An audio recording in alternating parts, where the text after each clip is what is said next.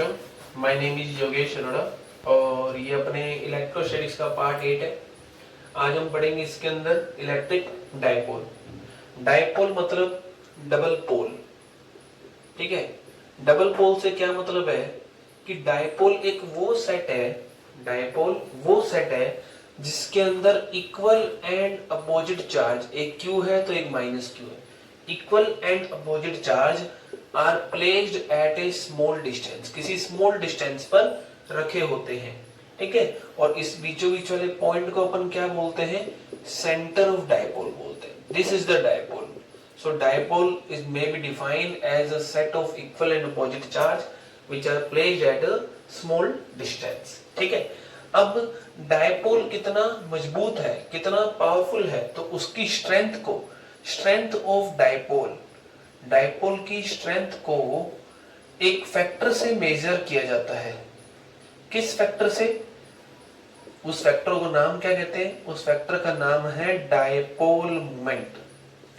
Dipole की strength को एक फैक्टर से मेजर किया जाता है, उस फैक्टर को डायपोल मोमेंट कहते हैं। क्या फॉर्मूला है इसका?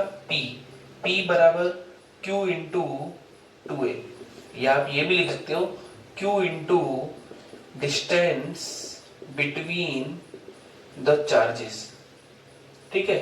This is dipole moment. ये एक वेक्टर क्वांटिटी है और इसकी डायरेक्शन कहां से कहां होती है? तो डायरेक्शन होती है इसकी नेगेटिव से पॉजिटिव, नेगेटिव से पॉजिटिव इसकी डायरेक्शन होती है, ठीक है। अच्छा, यूनिट क्या होती है इसकी? यूनिट होती है इसकी Q की यूनिट कूलाम, इसकी यूनिट मीटर, कूलाम मीटर। ये इसकी ऐसा यूनिट होती है। एक आप केमिस्ट्री में भी इसकी यूनिट पढ़ते हो, डिबाई, ठीक है। दोनों में रिलेशन क्या होता है? 1 coulomb metre, sorry 1 debye equal to 3.3 into 10 की पावर माइनस 30 कूलाम मीटर। ये इन दोनों में रिलेशन होता है। देखो, डायपोल के डेली लाइफ में एग्जांपल बहुत सारे हैं। बात कर ली जाए NaCl की, Na प्लस का, Cl माइनस का। बात की जाए HCl की, H प्लस का, Cl माइनस का, ठीक है। ये सारे डायपोल के एग्जांपल है। H2O, OH प्लस का, सॉरी OH, H2O में क्या है देखो, OH इस तरह से, तो एक माइनस यहाँ पर है, दो, एक प्लस यहाँ, एक ये डायपोल, एक ये डायपोल। तो ये सब एग्जांपल है डायपोल के। तो ये होता है डायपोल मोमेंट। इससे डायपोल के अपनी स्ट्रेंथ नापते हैं। इसके ऊपर कैसा न्यूमेरिकल पूछा जाता है जनरली? आइए देखिए, करते हैं न्यूमेरिकल। देखिए, आसान सा न्यूमेरिकल तरीका होगा, क्यू और माइनस क्यू, तो वो तो आप कर ही लोगे। तो अपने कुछ अच्छा न्यूमेरिकल क्या करते हैं? अच्छे न्यूमेरिकल के अंदर देखिए कुछ इस प्रकार से है कि बोला गया कि आपके पास 3 चार्जेस पड़े हैं, इस तरह से। यहाँ पर एक इक्विलैटरल ट्रायंगल है ये, ठीक है। और यहाँ पर एक रखा हुआ है 4q कूलम का चार्ज, एक रखा हुआ है -2q कूलम का चार्ज, और एक रखा हुआ -2q कूलम का चार्ज। कहा गया find the dipole moment of the system. System मतलब ये पूरा, इस सिस्टम का डायपोल मोमेंट आपको निकालना है, ठीक है। अच्छा, तो देखो बेटा, अब बात आती है सर यहाँ पे डायपोल कहाँ है? यहाँ पे डायपोल है कैसे? आप इस 4q में क्या करो, 2 चार्ज में बांट, 2q और 2q। तो अपना एक डायपोल तो ये हो गया, -2q से +2q। एक डायपोल ये हो गया, तो एक डायपोल ये हो गया P1, एक डायपोल ये हो गया P2। तो ये 2 डायपोल अपने पास हो गए। अब P1 का डायपोल मोमेंट का फॉर्मूला क्या था? Q into 2a। अब 2a ये नहीं कि इस 2a का डबल कर दो, नहीं, वहां था Q into distance between the charges. In 2 charges के बीच में डिस्टेंस कितनी है? a। तो यहाँ पे क्या आएगा? P आएगा 2q इंटू a। अच्छा, क्या P2 भी यही आएगा? हाँ, यही आएगा, 2q इंटू a, ठीक है, बढ़िया।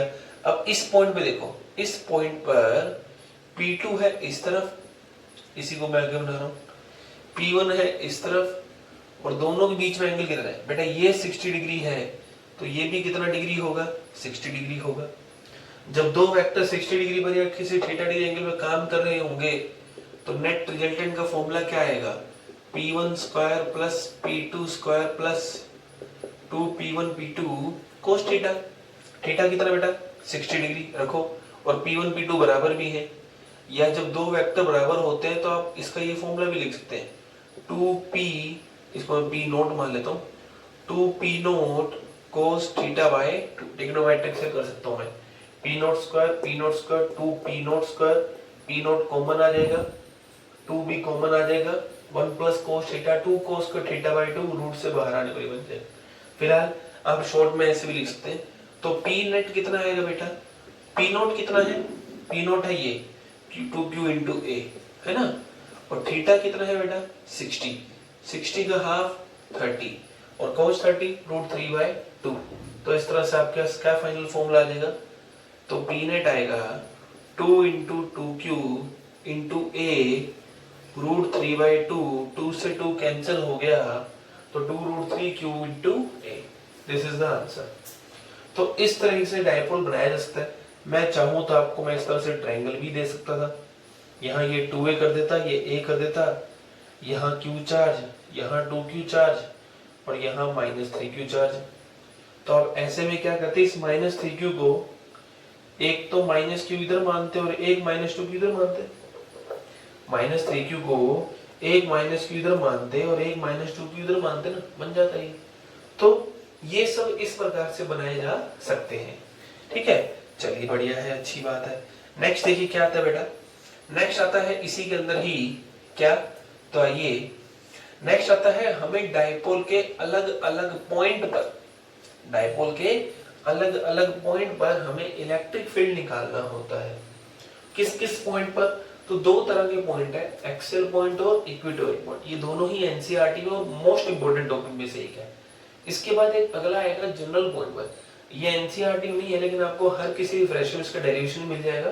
तो आइए अपन शुरू करते हैं किसका, electric field eight axial point of A dipole. Dipole के एक्सियल पॉइंट पर हमें इलेक्ट्रिक फील्ड निकालना है। अब देखो बेटा एक्सियल पॉइंट से क्या मतलब है, ये जो लाइन थी ना -q और q की, इन दोनों के बीच की डिस्टेंस 2 है। इस लाइन को अपन एक्सिस ऑफ डायपोल बोलते हैं। अब ये पॉइंट O था अपना सेंटर ऑफ डायपोल, ठीक है। यहां से r डिस्टेंस पे, इस सेंटर से r डिस्टेंस पर मैंने एक पॉइंट मान लिया P। मुझे यहाँ पर इलेक्ट्रिक फील्ड निकालना है। अच्छा ठीक है, ये दूरी कितनी है, a है, ये r है, तो मैथमेटिकली ये कितना होगा, r माइनस, है ना। अच्छा ये कितना होगा, ये होगा r प्लस ए। भैया देखो ये r, ये a, ये कितना बचा, r माइनस ए, ये r, ये a, ये कितना आ गया, r प्लस ए। ठीक बढ़िया। तो बेटा देखो ऐसे में ये वाला क्यूब, मैंने कहा था जहां भी आपको इलेक्ट्रिक फील्ड निकालना हो वहां आप 1 कूलम का चार्ज मान लो, मान लिया। तो ये वाला क्यूब इस 1 कूलम को क्या करेगा, धक्का मारेगा। इसका नाम लिख देता हूँ AB।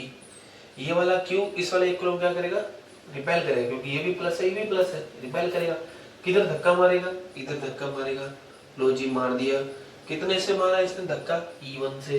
तो E1 कितना आएगा, सोचो, K Q अपॉन डिस्टेंस कितनी देखो यहाँ की इन दोनों बीच में, R माइनस ए, तो R माइनस ए का स्क्वायर।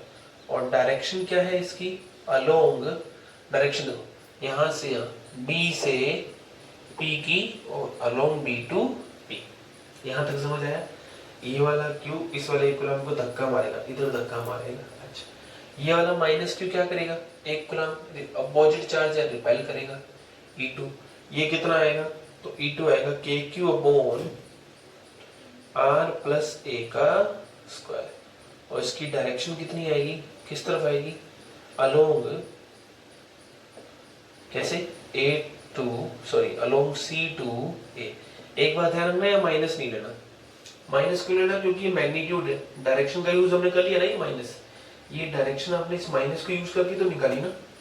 तो जब एक बार डायरेक्शन लिख चुके तो वापस से माइनस लिखना नहीं है, दिस इज द मैग्नीट्यूड, और मैग्नीट्यूड कभी नेगेटिव नहीं होता। तो बेटा नेट इलेक्ट्रिक कितना आएगा, आप सोचो आप यहाँ पे खड़ो, कोई आपको इधर खींच रहा है, कोई इधर खींच रहा है, तो आप किधर जाओगे, बड़े वाले की तरफ। इन दोनों में से बड़ा कौन है, इन दोनों में से बड़ा है ये, क्योंकि इसके नीचे R माइनस ए है। तो नेट इलेक्ट्रिक फील्ड कितना आएगा, सो नेट इलेक्ट्रिक फील्ड आएगा E बराबर E1 माइनस E2।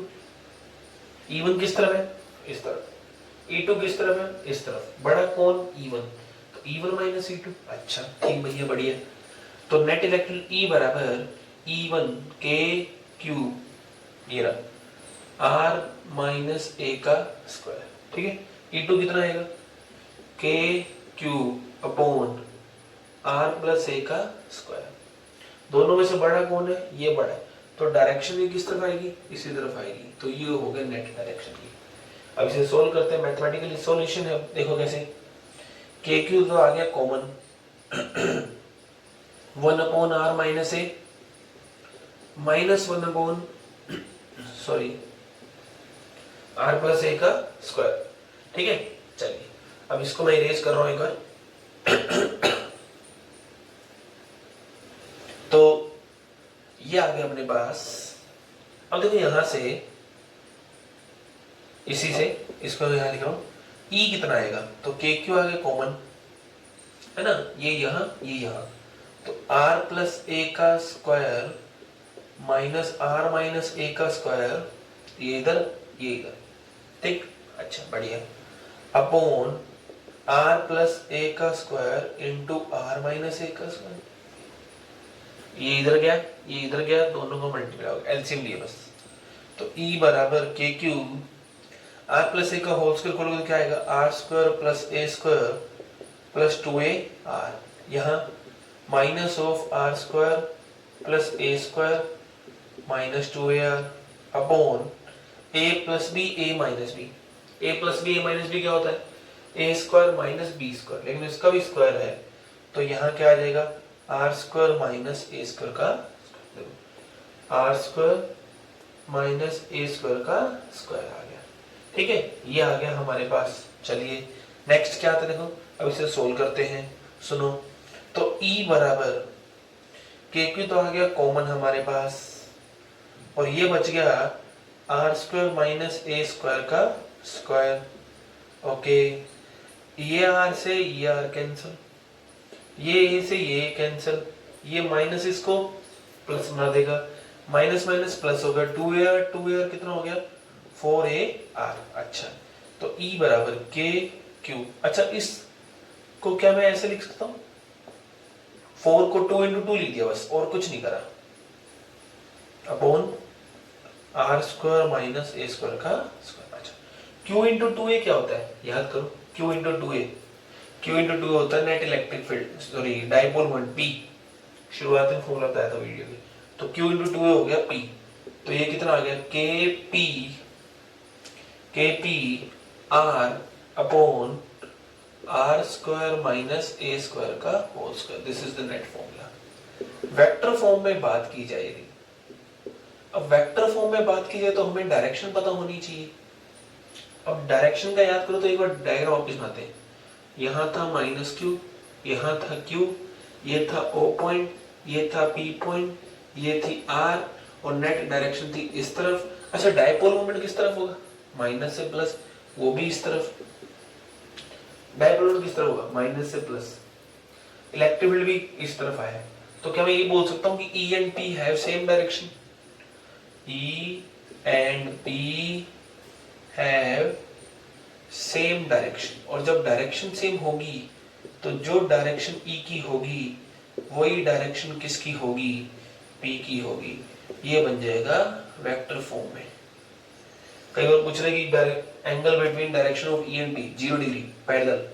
अच्छा अब एक अजम्पशन छोटा सा, यदि R बहुत बड़ा हो जाए A से, ठीक है, तो ऐसे में आर स्क्वायर में से ए स्क्वायर माइनस करोगे तो आर स्क्वायर आएगा। जैसे मान लो ये हो गया 100 या 10, ये हो गया 1, तो 10 का स्क्वायर 100, और ये आया 1, तो 100 में से 1 घटाओगे तो लगभग लगभग क्या रहेगा, 1 ही रहेगा, सॉरी 100 ही रहेगा। तो आर स्क्वायर माइनस ए स्क्वायर, फिर से देखो 10 का स्क्वायर माइनस 1 का स्क्वायर, लगभग लगभग 10 के स्क्वायर के बराबर ही आ जाएगा, इसलिए आर स्क्वायर आ गया। जब यहाँ आर स्क्वायर लिखेंगे, मैग्नीट्यूड की बात कर रहा हूँ वापिस से, K P R upon are square का स्क्वायर, एक आर से एक आर कट गया, सॉरी ये 2 भी यहाँ पे था तो 2 भी यहाँ आ जाएगा। देखो ये तो बन गया P, तो ये वाला 2 था ना, ये वाला 2 यहाँ आ गया, तो E बराबर एक आर कट देगा 2kp अपॉन आर क्यूब, और वेक्टर फॉर्म में E वेक्टर बराबर 2kp vector upon r cube. This is the formula of electric field eight axial point of A dipole. दोनों के बीच में एंगल कितना है 0 डिग्री, दोनों के डायरेक्शन कैसी है पैरेलल। तो ये फाइनल फॉर्मूला आपका आएगा। बोर्ड के हिसाब से एक इंपॉर्टेंट आपका ये टॉपिक है। नेक्स्ट देखिए क्या आता है, नेक्स्ट आता है आपके पास electric field at equatorial point of a dipole. तो अब करते हैं अपन इक्वेटोरियल पॉइंट का, चलिए शुरू करते हैं। तो electric field at equatorial point of a dipole, आइए electric field at equatorial point of dipole. Equatorial point क्यों बोला, तो ये इसलिए बोला क्योंकि ये पॉइंट दोनों चार्जेस से बराबर डिस्टेंस पर है। इक्वेटोरियल पॉइंट इसलिए बोला क्योंकि ये पॉइंट दोनों चार्जेस से बराबर डिस्टेंस पे है। देखो कैसे, ये आ गया माइनस क्यू, ये आ गया प्लस क्यू, ये इसका सेंटर, सेंटर से हमने क्या करा, सेंटर से हमने कुछ डिस्टेंस r पर, ये a है, ठीक है, ये भी a है, ठीक, कुछ डिस्टेंस r पर हमने एक पॉइंट मान लिया p, ठीक है, ये हमारा इक्वेटोरियल पॉइंट है, यहां से और यहां से बराबर डिस्टेंस है। अगेन मैं इसको a मान लेता हूँ, इसको b मान लेता हूँ, इसको p मान लेता हूँ, ठीक है। तो क्या मेरे को AP बता सकते हो आप पाइथागोरस थ्योरम से, root of r square plus a square, और यही चीज किसके बराबर होगी, BP के बराबर होगी। पाइथागोरस थ्योरम से root of r square plus a square, root of r square plus a square, बात क्लियर है, बढ़िया। अब मैंने क्या कहा था, जहां भी इलेक्ट्रिक फील्ड निकाल रहा हूं वहां 1 कूलम का चार्ज मान लो। तो ये वाला q से 1 कूलम क्या करेगा, ये वाला q से 1 कूलम क्या करेगा, धक्का मारेगा, मार लेना धक्का भाई, कितने से मारेगा, E1 से मारेगा। अच्छा, इसको एक बार मैं x मान लेता हूँ, ठीक है। अच्छा, तो E1 कितना आएगा, फॉर्मूला था k cube on r square, so k cube upon x square, ये वाली distance k cube on x square. बढ़िया, डायरेक्शन कैसी, डायरेक्शन है along b to p, b से p की ओर। अच्छा, अब E2 कितना आएगा, अगेन मैग्नीट्यूड लिख रहा हूँ, माइनस नहीं लिखना है। ये माइनस इस 1 कूलम क्या करेगा, खींचेगा, खींचेगा तो किस तरफ खींचेगा, इधर खींचेगा, कितने से खींचेगा, E2 से खींचेगा। तो E2 कितना आएगा, k cube upon x square, और डायरेक्शन कैसी आएगी, along P to A, P से किस तरफ है, A की तरफ है। यहां तक बात समझ आई। B वाला P वाला धक्का मारेगा इधर, तो डायरेक्शन आएगी B से B की ओर। P वाला A वाला धक्का मारेगा इधर, तो डायरेक्शन आएगी B से A की ओर आएगी। बढ़िया, ठीक है। अच्छा, तो बेटा ये एंगल मान लो थीटा है, तो ये भी थीटा होगा, है ना, दोनों सेम होगा ना, ये 90 ये 90 ये। अच्छा, ये थीटा है तो ये भी थीटा होगा, अल्टरनेट एंगल, ये थीटा है तो ये भी थीटा एंगल होगा, कोरोस्पोंडिंग एंगल। अच्छा, अब इस चीज को मैं जूम करके यहां बनाता हूं। E1 है अपना ये रहा थीटा डिग्री एंगल पर, E2 है अपना ये रहा थीटा डिग्री एंगल पर, और E1 बराबर E2, ये आप ध्यान से दिखाई दे मैग्नीट्यूड में, मैग्नीट्यूड वाइज E1 बराबर E2 है। अच्छा, अब E1 का एक कंपोनेंट आएगा इधर, कितना आएगा, E1 cos थीटा। E2 का एक कंपोनेंट आएगा इधर, कितना आएगा, E2 cos theta.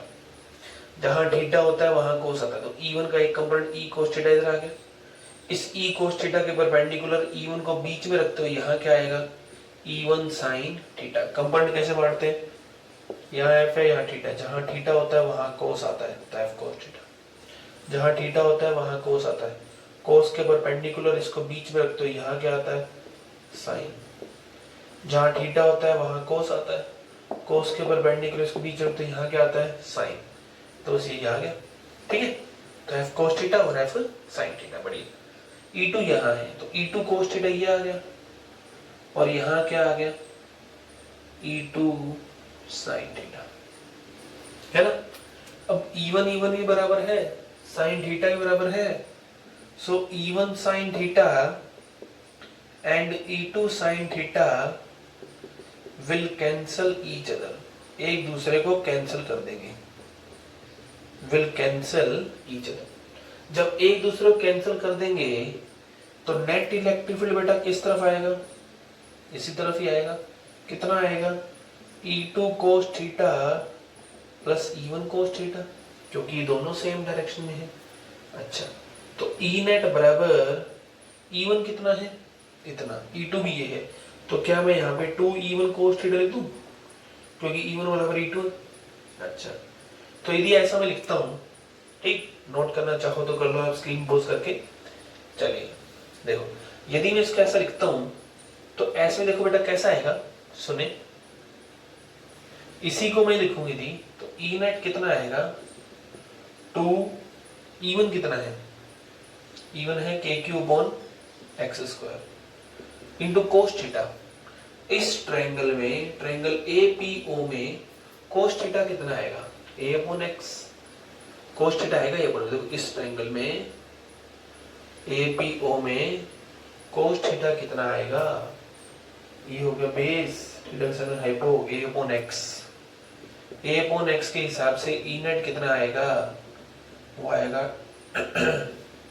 K Q 2A को एक साथ लिख दिया upon x3, Q into 2A क्या होता है बच्चों, P, पहले भी हमने पढ़ा है, अपॉन x3। अच्छा, x कितना है हमारा, ये रहा, तो E नेट कितना आएगा, E नेट आएगा KP upon R² plus A², इसकी पावर कितनी है, हाफ, इसका कितनी है 3, तो ये पावर कितनी हो जाएगी 3/2, this is the net formula, ठीक। अच्छा, यदि R बहुत बड़ा हो जाए A से, तो वही पहले हमने करा था, R² प्लस A² लगभग किसके बराबर हो जाएगा, A² के, तो E नेट किसके बराबर आएगा, ये आएगा KP अपॉन R² की पावर 3/2, R² की पावर 3/2, 2 से 2 कट गया, तो कितना आएगा R3, ये आंसर आएगा, ठीक है। तो ये है डेरिवेशन किसका, electric field at equatorial point, जिसमें डायरेक्शन किस तरफ आई है, इस तरफ आई है। अभी थोड़ा सा एक स्टेप और बाकी है, चलिए देखो क्या स्टेप बाकी है, सुने। देखो एक चीज देखो, अब डायरेक्शन कैसे ई की डायरेक्शन देखिए, ई की डायरेक्शन किस तरफ है, ई की डायरेक्शन है इस तरफ ये, और डायपोल की डायरेक्शन माइनस से प्लस इस तरफ ये। तो क्या मैं वेक्टर फॉर्म में लिखना चाहूं तो क्या वेक्टर फॉर्म में ऐसे लिखा जा सकता है कि ई वेक्टर बराबर माइनस का KP अपॉन R3। ये माइनस क्या रिप्रेजेंट कर रहा है, माइनस ये चीज दिखा रहा है that E and P have opposite direction, E और P की डायरेक्शन कैसी है, अपोजिट है, ठीक है। This is the formula of electric field at equatorial point. अब एक्सेल पे क्या था, 2kP अपॉन R3, इक्वेटोरियल, यदि ये वाला assumption है, इक्वेटोरियल पे क्या है ये, तो क्या मैं ये लिख सकता हूँ कि E एक्सियल बराबर 2 इंटू E इक्वेटोरियल, एक्सियल पर किधर था 2kP अपॉन R3, इक्वेटोरियल में क्या था KP अपॉन R3, है ना। और वेक्टर फॉर्म में एक्सियल की डायरेक्शन तो P की डायरेक्शन में होती है, और इक्वेटोरियल की डायरेक्शन P की डायरेक्शन के अपोजिट होती है। तो ये हमारा आया electric field at equatorial point of dipole. Next क्या आता है बच्चों हमारा, नेक्स्ट आता है हमारे पास electric field at general point of dipole. तो आइए शुरू करते हैं electric field at general point of dipole. शुरू करते हैं बेटा electric field at general point of dipole. देखिए क्या है इसके अंदर, इसके अंदर हमें ऐसे पॉइंट पे निकालना है जो ना तो एक्सियल होगा और ना ही इक्वेटोरियल होगा। देखो मान लो ये था अपना डायपोल, है ना, -q + q का, ठीक। अच्छा ये था पॉइंट O, ठीक है। अच्छा और ये हमने एक जनरल पॉइंट माना P, जो कि कितना डिग्री एंगल पर है, थीटा डिग्री एंगल पर है। P छोटे से x मान लेते हैं, ठीक। तो डायपोल मोमेंट किस तरफ होगा, माइनस से प्लस की ओर, ये आगे डायपोल मोमेंट, माइनस से प्लस की ओर, ये आगे डायपोल मोमेंट। अब इस P के कारण इसके दो कंपोनेंट बांटेंगे अपने, जहां थीटा होगा वहां क्या आएगा कोस, तो यहाँ P है यहाँ थीटा है, तो यहाँ क्या आएगा कोस थीटा। इस कोस थीटा के परपेंडिकुलर इसको बीच में रखते यहाँ क्या आएगा P sin थीटा, है ना। इस कोस थीटा परपेंडिकुलर यहाँ क्या आएगा P sin थीटा है। ये बात बढ़िया होगी, अच्छी बात है। अब एक बात बताओ, क्या x point P cos theta के अलोंग है? x point P cos theta के अलोंग है ना, तो मैं ये कह सकता हूं कि x point P cos theta के लिए एक्सल पॉइंट है। x point P cos theta के लिए कैसा पॉइंट हो गया, एक्सल पॉइंट हो गया, बढ़िया। अब ये है अपना P sin theta u, sorry, तो ये है अपना P sin थीटा, ठीक है, इस तरफ u। तो ऐसे में x पॉइंट कैसा पॉइंट हो गया, इक्वेटोरियल पॉइंट। तो x point P sin theta के लिए कैसा पॉइंट हो गया, इक्वेटोरियल पॉइंट हो गया। तो x पॉइंट पर P cos थीटा का इलेक्ट्रिक फील्ड, तो electric field at x due to P cos theta, P cos theta के कारण x पॉइंट पर इलेक्ट्रिक फील्ड कितना होगा। आइए शुरू करते हैं। देखो, तो x पॉइंट एक्सल पॉइंट है ना, axial point electric field formula क्या था 2kp/r3। r क्या है, ये आ ये डिस्टेंस है यहां से यहां की, o से x की, तो कितना होगा E1। इसे कई बार E पर पैरेलल भी बोलते हैं, क्यों, क्योंकि इसकी डायरेक्शन P cos थीटा की डायरेक्शन और E1 की डायरेक्शन, दोनों की डायरेक्शन कैसी है, सेम है। P cos थीटा की डायरेक्शन और E1 की डायरेक्शन, दोनों की डायरेक्शन कैसी सेम है। तो कितना होगा E1 बराबर E पैरेलल बराबर 2kp cos theta upon r3। जो डायरेक्शन P cos थीटा की है वही E पैरेलल की है, क्यों, क्योंकि P cos थीटा के लिए x पॉइंट एक्सल पॉइंट है, एक्सल पॉइंट पर डायपोल मोमेंट की डायरेक्शन और इलेक्ट्रिक फील्ड की डायरेक्शन सेम होती है। डायपोल मोमेंट भी ऐसा है, इलेक्ट्रिक फील्ड भी ऐसा है। अच्छा, अब electric field at x due to P sin theta, तो कितना होगा E2, ठीक है। अब ये देखो P sin थीटा के लिए ये पॉइंट इक्वेटोरियल पॉइंट है, और इक्वेटोरियल पॉइंट पर इलेक्ट्रिक फील्ड की डायरेक्शन P sin थीटा मतलब डायपोल मोमेंट के अपोजिट थी। तो डायपोल मोमेंट है इस तरफ, डायपोल मोमेंट किस तरफ है, इस तरफ है, तो ये होगा किस तरफ, इस तरफ। कितना होगा E परपेंडिकुलर, या इसका नाम मैं क्या देता हूं E2। E परपेंडिकुलर क्यों रखा, क्योंकि पैरेलल वाले के परपेंडिकुलर है ना। ये भी ना समझे तो इस लाइन के परपेंडिकुलर मानते हो करा हमने। अच्छा, कितना आएगा, तो एक्सल पॉइंट के कारण था 2kp/r3 और इक्वेटोरियल पॉइंट के कारण होता है kp/r3। तो k, लेकिन p की जगह क्या आएगा P sin थीटा, क्योंकि ये P sin थीटा के कारण कैसा पॉइंट बन गया, इक्वेटोरियल पॉइंट बन गया। अब नेट इलेक्ट्रिक फील्ड क्या होगा, तो इन दोनों में एंगल कितना है 90 डिग्री। जब दो वेक्टर 90 डिग्री पे काम कर रहे हो, तो नेट इलेक्ट्रिक का formula E1 square plus E2 square plus 2E1 E2 cos 90, और cos 90 कितना होता है 0। तो क्या आएगा under root E1 square plus E2 square. तो E नेट हमारे पास आ गया under root of E1 square plus E2 square.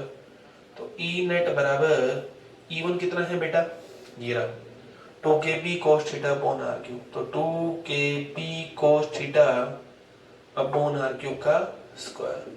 E2 कितना है बेटा, kp sin theta upon r3, kp sin theta upon r3 का स्क्वायर, है ना। अच्छा, बढ़िया। तो E नेट कितना आएगा बेटा, अब देखो kp अपॉन r3 का स्क्वायर, kp अपॉन r3 का स्क्वायर, स्क्वायर से बाहर आएगा तो रूट से बाहर आएगा, पहले स्क्वायर से कॉमन आ गया, ठीक है, फिर रूट से बाहर आएगा तो क्या कॉमन आएगा kp अपॉन r3। अब अंदर क्या बचेगा 2 cos थीटा का square plus sin square theta, है ना। 2 cos थीटा का square plus sin square theta, बढ़िया।